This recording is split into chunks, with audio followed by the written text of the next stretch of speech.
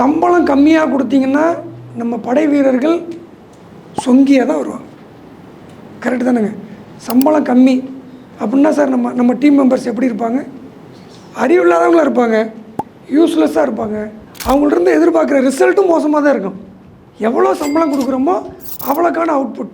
அவன் வேணும்னு கொடுக்காம இல்லை, அவனால் அவ்வளோதான் முடியும். அதை சொல்லி தான் வர்றேன். நீங்கள் முன்னாடி கேட்கும்போதே கண்ணு 12,000 தான் சம்பளம், 15,000 தான் சம்பளம்னா டோர் அவ்வளோ அகலம் தான் இருக்குது.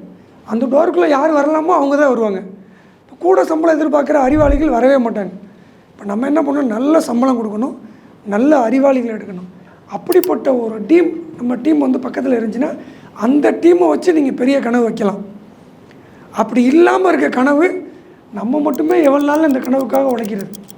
சின்ன கனவு வைக்கலாம், பெரிய கனவை அச்சீவ் பண்ணணுன்னா கட்டாயமாக டீம் வேணும். ஒருத்தர் இருக்கட்டும், அந்த ஒருத்தரும் ஒருத்தான நபராக இருக்கணும். அப்படி இருந்தால் அந்த பிஸ்னஸ் ஸ்மூத்தாக போகும்.